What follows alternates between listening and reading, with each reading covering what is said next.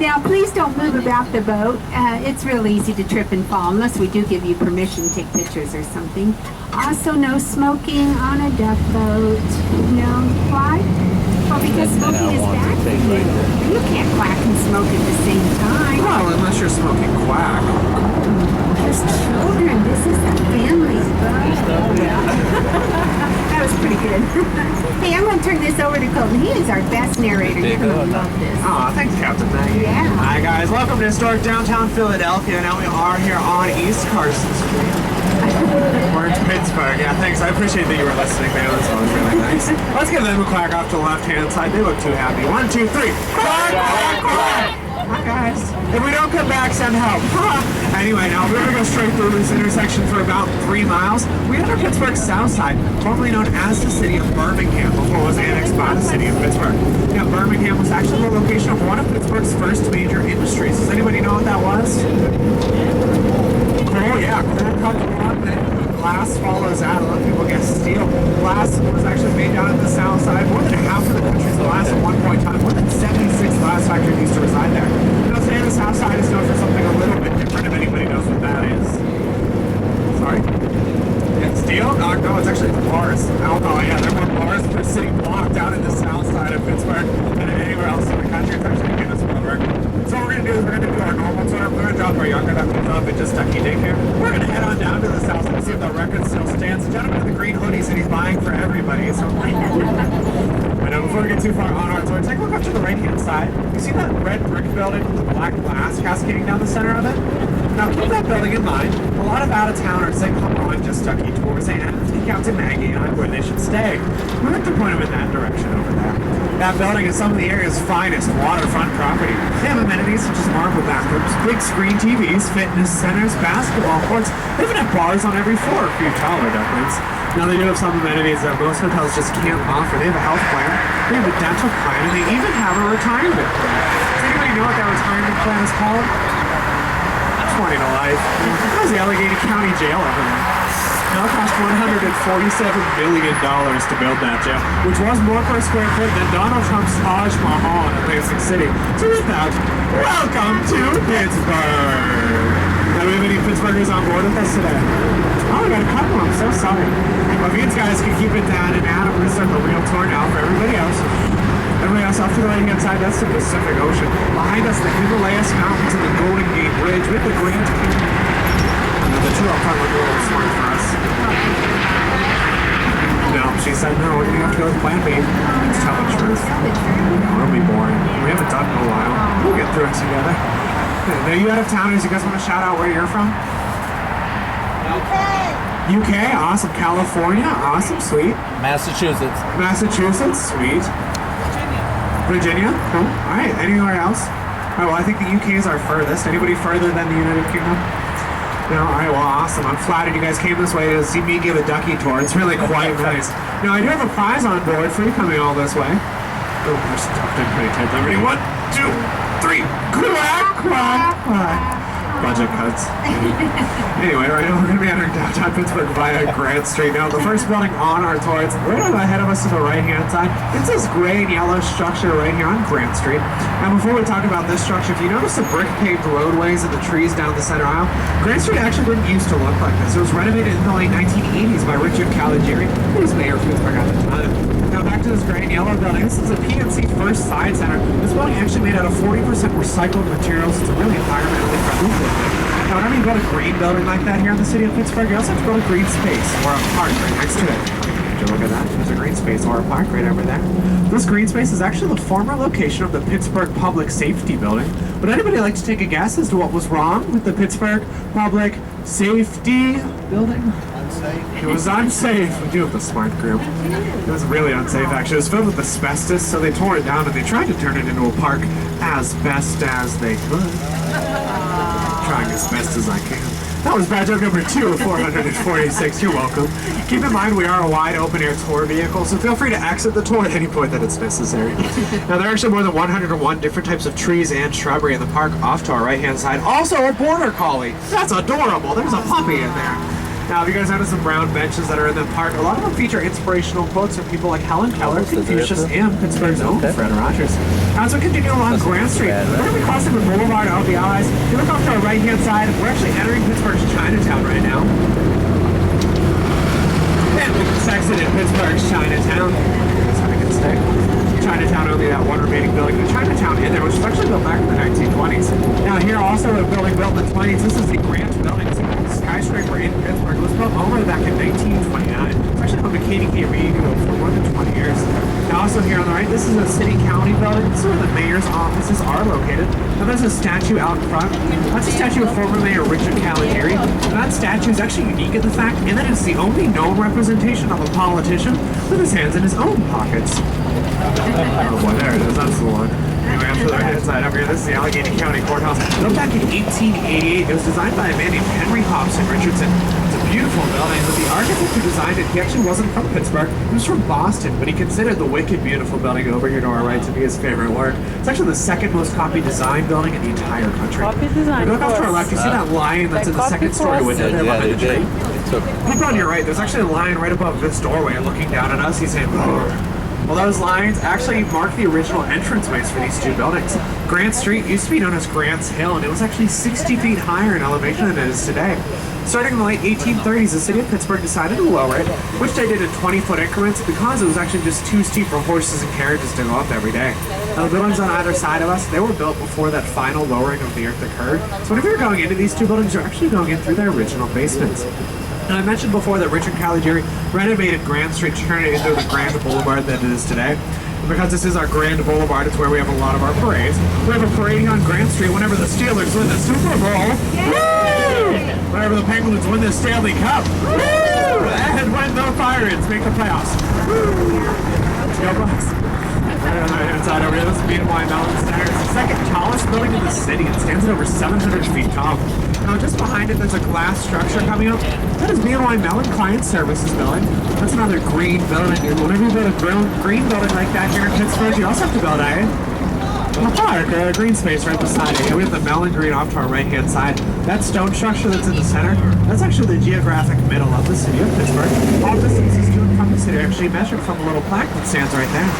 Now, it's a really popular little park here in the city, right in downtown. It's actually a popular spot for wedding photos in the summertime, divorce photos in the winter. If you look ahead of us off to the right-hand side, there's this rusty-looking tower right here. This is the U.S. Steel Tower. It says UPMC on the top of it when we're out on the water. Now, the U.S. Steel Tower is actually the tallest building in Pittsburgh. It stands at 841 feet tall.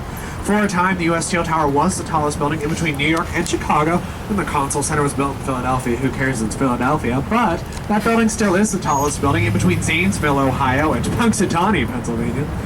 We're really proud here in the city of Pittsburgh. Have you noticed all the rust on the outside of that building? It's actually part of the design. It's made out of a type of steel called Core 10 steel. That steel is actually designed to rust with the first rainfall, enhancing the building's structural integrity. Also, if you notice those vertical columns that are surrounding the building, there are over 16 of them. Now, they're actually not solid. They're hollow, filled with more than 100,000 gallons of water and antifreeze. Now, if there were to be a fire in the U.S. Steel Tower, it would actually fight itself off in up to 4 hours. Right now, we're turning on to 6th Avenue. Off to the left-hand side, this is the Omni William Penn Hotel, actually the oldest hotel in the city today. It opened up back in 1916 and originally only cost $2.50 a night to stay in there. It still only costs $2.50 a night. You move the decimal over a couple of places. Now, are there any Lawrence Welk fans on board besides the two in the front row? It's okay, I don't know who he is either. But on his TV show, he had a bubble machine. That bubble machine was embedded in the building off to our left-hand side. The original is still on display there in the lobby. It's really exciting. You can go in there and see a bubble machine that doesn't make any bubbles anymore. Also, if anybody's familiar with Bob Hope, he actually proposed to his wife Dolores in the Grand Ballroom of that building back in 1939.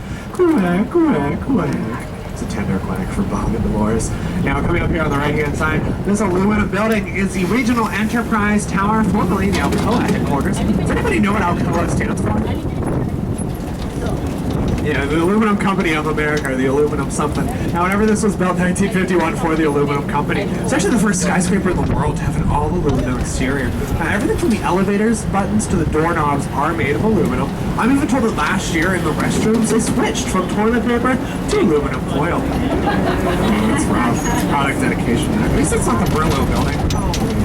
Now, Pittsburgh isn't known for its aluminum, but rather for its Heinz ketchup. It's steel. With steel production came a lot of pollution. Pittsburgh also used to be known for how dirty it was. Now, if you look off to our left-hand side, that's the Trinity Cathedral. Let's get them a quack on the right. 1, 2, 3. Quack, quack, quack. Guys, they can quack louder than you. They're like 2 years old. Come on. Now, the Trinity Cathedral, it's a beautiful church off to the left-hand side. But up until 2007, it was actually the same color as the black fence out in front of it today. 7 years ago, they had to sandblast it because the pollution that was stuck to the building was actually eating away at the mortar of the structure itself. Now, if you notice, you see the First Presbyterian Church here, another beautiful example of the architecture here in downtown, but it looks a little dirty. In 2007, when they also tried to sandblast that building, they actually discovered it wasn't made out of granite like the Trinity Cathedral. That church right there is made out of sandstone. What do you think happens when you sandblast sandstone?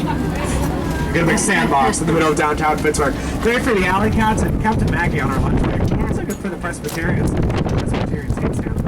Back in the 1940s, the pollution was so bad that street lamps would have to be on for 24 hours a day. Businessmen would even bring an extra change of shirts with them because whenever they walk around in downtown Pittsburgh, their shirts would be too dirty to continue wearing just from stepping outside here. This place was gross. But if you look around, we have cleaned up our act pretty well here. So we drive by a dumpster. I think everybody has agreed. Everybody sit up straight, fix your hair, because we're in the city's cultural district. It's where the $1,000 and fancy pants in Pittsburgh hang out. This is the Benham Center for the Performing Arts, built back in 1927. It's home to the Broadway-style theaters today. Now, also here on the right-hand side, this is Agnes Arcade's Plaza, also called Eyeball Park for obvious reasons. Now, those eyeballs, they cost $50,000 a piece to install. They're carved out of solid granite. I don't really see the point. Because they're eyeballs. Anyway, theater's been built in 2004, designed by world-renowned architect Michael Grace. Home to Meat and Potatoes, an excellent restaurant. Still order than that. Also here on the right-hand side is the O'Reilly Theater, built back in 1999. It's home to the Pittsburgh Public Theater today. It's a beautiful theater. Michael Grace, who also designed that theater, actually won 14 Progressive Architecture Awards for his work on the O'Reilly. Now, another one of our theaters is off to our left-hand side, Heinz Hall. Has anybody ever been inside Heinz Hall before? Yeah, we've got a couple Latinos on board. I'm surprised you guys would lower yourselves to the cultural level of a ducky boat. I'm glad to have you with us today. Now, Heinz Hall's a beautiful theater, but back in the 1970s, when it was still the Lowe's movie theater that it opened up as, the city of Pittsburgh actually wanted to tear it down and turn it into another parking garage. Jack Heinz, who was CEO of the Heinz Corporation of the time, didn't really like that idea. He stepped in, bought the building, turned it into the Venetian-style opera house it is today. Now, Heinz Hall there is home of the Pittsburgh Symphony Orchestra, actually the only American symphony to ever have been invited to play for the Pope out at the Vatican. When Pittsburghers take our art pretty seriously, this cultural district area is actually home to the second highest concentration of theaters in the entire country, alongside Broadway and New York City itself. More than 10 full-time theaters and 6 art galleries inside here. Pittsburgh has actually seen more than 1,500 shows every single season. Now, if you look behind me, you see a glimpse of PNC Park, something else we Pittsburghers are really proud of. Now, does anyone take a guess? What sells more tickets in Pittsburgh every year? Are theaters or sports teams? Sports teams, yeah, it's a good guess. It's actually wrong. Our theaters sell more tickets every year than the Penguins, the Steelers, and the Pirates combined. Let's give them a quack on the right. They're listening in on the tour for free. 1, 2, 3. Quack, quack, quack. She quacked a smile. That was lovely. That's a Renaissance Hotel right there behind that woman. Now, the Renaissance Hotel, Pittsburgh's only 4 diamond rated hotel. There's actually more copper on the inside and outside of that building than there's on the Statue of Liberty in New York City. Look at that. Somebody's taking our picture. You guys are celebrities here on the Green Ducky Book. Make sure you smile and sign your non-compete clauses. Now, the Renaissance Hotel right there is actually part of the Fulton building, named after Robert Fulton. He's the man who invented the steamship here in the city of Pittsburgh in the early 1800s. Like I said, this whole area is home to our theaters in downtown Pittsburgh, but up until the late 1980s, there was actually a red light district here in the city. The Pittsburgh Cultural Trust, which is a non-profit organization, came into town and they took care of it. They renovated this whole area, making it the arts center that it is today. Well, they seem to have missed a few of the red lights, but I'm sure they just changed that one, so now, if you look ahead of us to the right-hand side, you see the marquee for the Byam Theater all lit up. Now, the Byam Theater also in that Fulton building that the Renaissance Hotel is part of. People always ask how you get tickets to events here in the Cultural District, and I tell them you just gotta buy them at the Byam Theater. Only 30 more minutes, I guess. Together. Alright, now we're crossing over the Roberto Clemente Bridge. If you look off to our right-hand side, you see 2 more bridges just like this one. Pittsburgh is actually really unique in the fact that we have 3 sister bridges that are back to back to back and are identical in their design, shape, and color. Now, I want to throw this to the right-hand side. That is the Rachel Carson Bridge, named for environmentalist Rachel Carson, north of Silent Spring. Going in the middle there, that is the Andy Warhol Warhol brand. These are famous popular artists. Is anybody familiar with Andy Warhol's work? Does anybody like Andy Warhol's work? Does anybody understand Andy Warhol's work? Famous for this Campbell soup cans if you don't know what I'm talking about. Now, right now we are on the Roberta Clemente Bridge. Let's give them a quack on the left. 1, 2, 3. Quack, quack, quack. There we go. Now our quacking is up to a 4th grade level. Now, Roberta Clemente, he is a former Pirates player. He actually died in the 1970s in a plane accident after amassing more than 3,000 career hits. Now, with all these terrible jokes and these weird facts, you guys will think we're out left field or something. Welcome to the NC Park. Welcome to our Pittsburgh Pirates. Arr. Hey, Captain Maggie, you want to know how much a pirate pays to pierce his ears? Yeah, how much? A buccaneer. You don't know what a pirate's favorite letter is? R. No, it would be the sea. Pirates love the sea. Because they sail on the sea and they eat. Fancy Park Offshore I left. It opened up back in 2001. It was designed by the HOK Corporation. It's actually the sixth summer of the Pittsburgh Pirates. They started out all the way back in the 1890s when they used to be known only as the Alleghenies, not the Pirates. Here at Exposition Park here on the North Shore, which is what neighborhood of Pittsburgh we're in. In 1909, they actually moved to the first baseball stadium in the country, where they moved into Forbes Field, out in the neighborhood of Oakland, about 3 miles east of the city. It's actually when they became known as the Pittsburgh Pirates for the first time. And after 60 years at Forbes Field, they moved back over here to the North Shore, when they moved into Three Rivers Stadium, which actually shared with our Pittsburgh Steelers for over 30 years. And that was demolished in 2001, making way for PNC Park there on the left. PNC Park actually voted the #1 most beautiful ballpark in Major League Baseball, as ranked by ESPN.com, Reader's Digest, and my mother. It's meant to hold 38,325 sports fans, but last year, during the last postseason playoff game, more than 40,000 people packed their way into that stadium. Now, in addition, it's actually ranked the 3rd most intimate ballpark in Major League. Yeah, who needs Match.com when you have PNC Park? Now, the reason it's called that, the furthest seat from the playing field is only about 88 feet away, so it's really not a bad seat in the house. In addition, while you're in there, you get the gorgeous view of the city skyline just above the baseball game. A really cool place to check out. They actually offer tours of the stadium year-round since their baseball season's over, rather. Really cool thing to check out. Have you guys noticed all the blue steel on the exterior of PNC Park? It only makes sense that the City of Steel's ballpark was built using Pittsburgh steel, right? No, it was imported from Cleveland, Ohio. Oh. A lot of people blame that on the Pirates' record 20-year losing streak. We're going to wash all that Cleveland bad luck out of the way. Let's give them a quack on the right. 1, 2, 3. Quack, quack, quack. It's okay, I'm confused by seeing a 10-ton green nugget, too. Now, if you guys look up to the left-hand side of this, the statue of J.P. Onus Wagner. Now, he's actually one of the 4 original members of the Baseball Hall of Fame when he was inducted. Oh, they have a horn just like ours. That was pretty nifty. Now, that statue of Mr. Wagner, actually the original statue from Forbes Field, it was constructed back in 1955. They polished it up, refurbished it, brought it down here whenever PNC Park was built. Now, as we prepare to turn right down this road, a couple of interesting buildings we're going to see, including one that says Star-Kissed Tune on top of it. One of my favorite buildings in downtown Pittsburgh today, actually. Now, as we prepare to turn right, we're going to be going... Prepare to turn right. It's my turn. I think we can turn around in here, maybe. I don't think there's enough room to turn around in this turnaround. Well, oh, this looks pretty good. Got the sidewalk? Yeah. I don't think we're allowed to do that after what happened last weekend. It's no police. You see any? No, it should be good. What do you think? Should we go down? Yeah? All right, let's do it. I agree. Wow. All right, just for those of you who are not keeping score, you are currently riding in a 10-ton World War II military vessel down a Pittsburgh sidewalk. That's how your Sunday afternoon is going. What do you think we call pedestrians here? Just ducking speed bumps? Or ketchup packets. So we are on the Roberta Clemente Memorial Walkway. What do you think you find on a memorial walkway?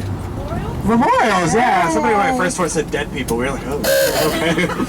There's actually 3 war memorials here on the Memorial Walkway. The first of which is coming up on the right-hand side, just behind these bushes. This is a Korean War Veterans Memorial. Those green plaques, if you can see them through the trees, they show offer a chronological history of the war.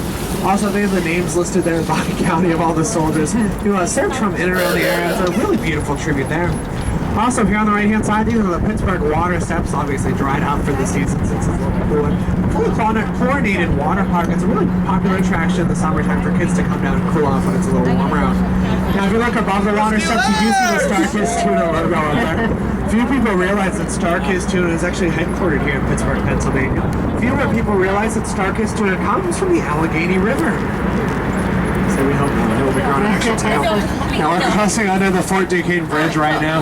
A couple important buildings coming up here on the right-hand side. This brick building just underneath the Fort Duquesne Bridge here, this is Root Sports. They broadcast all of the Pirates and the Penguin games here in town locally. Thank you. Also, the most exciting building in downtown Pittsburgh today, this is Del Monte Foods Regional Corporate Headquarters. Woo! That's where I party. Now in front of it, there's this brown pineapple looking thing coming up. That is the Vietnam Veterans Memorial, dedicated to all the soldiers that served in that conflict. Another really beautiful tribute. They even have wind chimes in the top that are meant to resemble a prayer being sent for all those lost. Now just through these trees on the right hand side is the Jerome Bettis Grill 36, which actually has a number 8 rated men's restroom in the country. So check that out. Also down there, that American flag up there. That is the World War II memorial. Dedicated to last November. It's actually made entirely out of steel and glass, symbolizing Pittsburgh's war efforts. Now also on the right we have a big open grass area. That's all I have for that. But if you see that 6 flags coming up on top of the hill up here, let's quack at them on top of the hill. 1, 2, 3. Quack, quack, quack! There, we got them to quack. Pretty nice. Now that is a law enforcement officer memorial right there, dedicated to all the policemen and women. Captain Maggie, it looks like we're running out of sidewalk right here. I think we better go on the water. I guess we can do that. Now, as we enter the water, it's going to be just like a roller coaster, so everybody put their hands up. No. Alright, now I'm going to come around and steal your wallets. No, we're not in Baltimore. Anyway, here we go. Ready? Here we go. Everybody put their hands up. Ready? Here we go.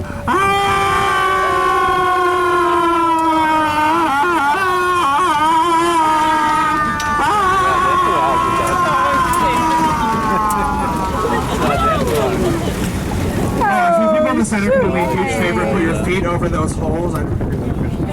We might need a person to move over to the left side. Yeah, if somebody could move over to the left-hand side. It looks like the people on the right ate much more for breakfast. Yeah. Now, we're kind of like a small aircraft, so if somebody could move over, we just got to balance out. Yeah, a couple people maybe on the move to the left. Is that good? No, we need one more. We need one more person to move over to the other side.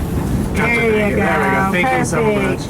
Hey, you know what? I did put my propeller on because we do need that in the water. I think so. But we no longer need our tires, so I'm going to put them in neutral. Turn on my running lights, anchor lights, marine band radio. We are now officially a boat.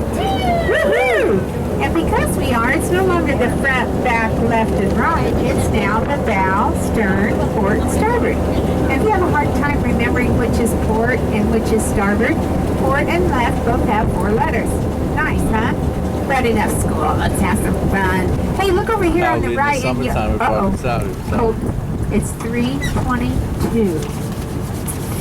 Our union makes us take a break every day at 3:22. Can you believe that?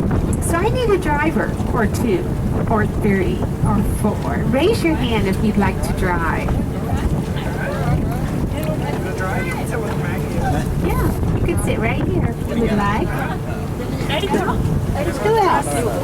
You want to try? You be number 1 over here. Sit right there. All right, I'm going to move out the way. You can sit right here. All right. Number 1 is a lady driver. Have a seat. There you go. Now, you know what?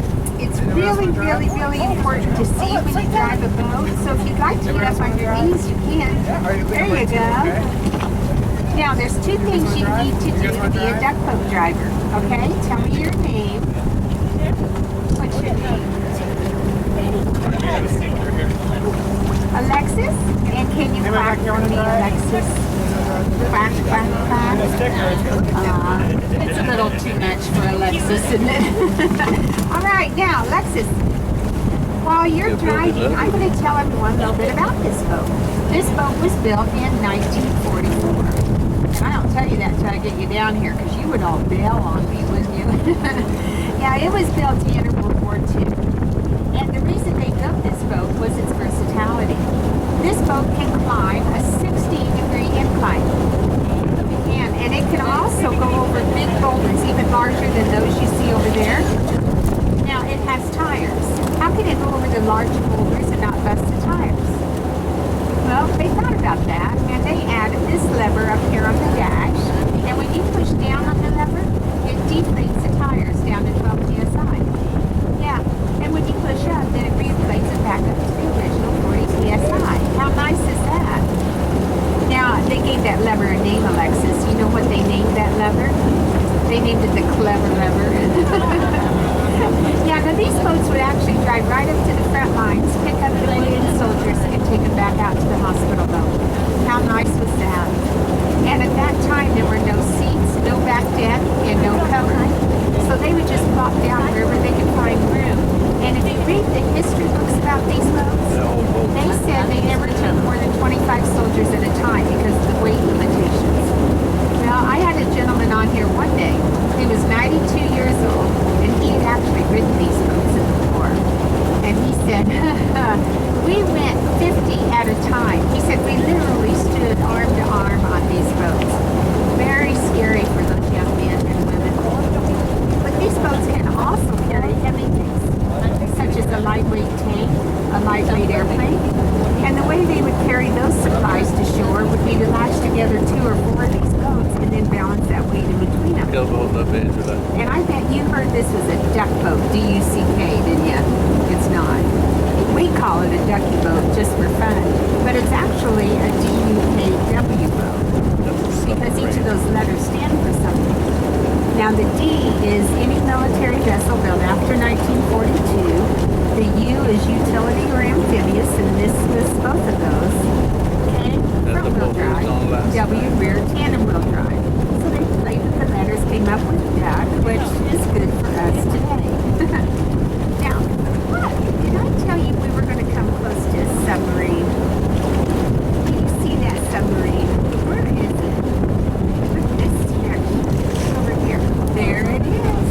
That is the USS Queen. And see the people standing up on top? They're getting ready to go down inside and look around inside of there. You can do that. It actually costs $5 at that blue gate, or you get it with a free ticket. Get it with your Carnegie Science Center ticket for free. And it really is pretty neat to go down in there. I've been down in there. And they have everything they had in the 1940s. And they have people down there, and they talk to you, they tell you stories and things. So one of the stories they told me about this sub, it was also commissioned to enter World War II. And it was supposed to leave the San Diego port on August 21st, 1945. But they didn't get to go to war. You know why? The war ended on August 15th, just 6 days before they were supposed to leave. So they were a little bit disappointed. But they did have a bit of a skirmish not long after that. Yeah, they had to do something else with these subs, so they went out, they have torpedoes on there. So one day they went out and had torpedo practice out in the middle of the ocean. And their target was a big old LST boat. So on this particular day, they shot that torpedo at that target boat, and the aim was so good, it was perfect. Went right directly towards it and went underneath it. Underneath the target boat. But those torpedoes were programmed to come around if they missed the first time and hit the target the second time. So the torpedo did that. Turned around, went under it again. It did. And it was aiming right at that sub at that point. So the sub had to dive quickly to avoid getting hit by its own torpedo. That's a skirmish. Anyway, yeah. Hey Alexis, you see this bridge in front of us? This big yellow bridge? That's called the West End Bridge. And it's the first bridge on the Ohio River. That's one of our 3 rivers. Now the Ohio starts at the point, and the point is where that fountain is back there. If we were to keep going, Alexis, under this bridge, and then go 981 miles, and then turn forward or left, you know where we'd be? On the Mississippi. And then if we turned forward and went another 900 or give or take a mile, we would be in New Orleans in about 2 years. What do you think? Yeah, this boat's not known for its speed. It goes a big old 5 miles an hour on the water. I don't think it would take us in very much under that to get down there. We're going to make a big port turn, and then we're going to change drivers. I want to tell you a little bit about this Rivers Casino. That beautiful building. Have any of you been in there? Beautiful, isn't it? Yeah. That thing was built back in 2009. And in 2010 is when they added their gaming tables. Now, 2011, I lost all my money in that building, and that's why I tried to duck boat. The rocks, huh? So maybe you shouldn't go in there. He says, where's that at? Right there, yeah, that's it. Yeah, it is. I think it's our only casino too, isn't it? In town, yeah. Now the other two rivers, oh, let me change drivers. Thank you, Alexis. I have something for you. Very good. I love your coat too. That is neat. Nice job. Yay. Number 2. Who is number 2? Oh, okay. We'll have 3 then. We'll have a third one in a moment. Yeah. Hi there. Now, can you tell me your name? Courtney. And can you clap for me? Clap, clap, clap. Clap, clap, clap. Another No? one right there. All right. That was good, yeah. You know, I had one young guy up here one day, and I said, "Can you clap for me? Clap, clap, clap." And he goes, "Yeah." I said, "Okay, that works." Hey, Courtney, do you see this boat over here? This is called the Explorer, and that is actually the greenest boat in America today. It took them 3 years to build it. And what they do, they take you out on all 3 of the rivers, and they have a laboratory out there. So they scoop up material from the bottom of the rivers and also take water samples, and you can study it right there. It's really pretty cool. Excuse me. Speaking of our rivers, you know, when the pollution was so bad here in Pittsburgh, these rivers were also polluted. They were so polluted that the fish actually suffocated in them. Couldn't live. But you know what? We have cleaned up so well. We have fish tournaments today. Fish tournaments. Not only that, eagles and falcons have to have clean air to live. For 50 years, over 50 years, we had no eagles here. You know what came back 2 years ago? Built a nest? A pair of eagles. Yeah. About 6 miles up the Monongahela River. Now, we were so excited because those were our first eagles in over 50 years that the aviary put a webcam on their nest so you can watch mom and dad teach and feed the baby eagles. So the first year they were here, they had 2 baby eaglets. This summer, sorry about that, this summer they had 3, which was very unusual for eagles to have 3 babies, and even more unusual for them to survive. But one day,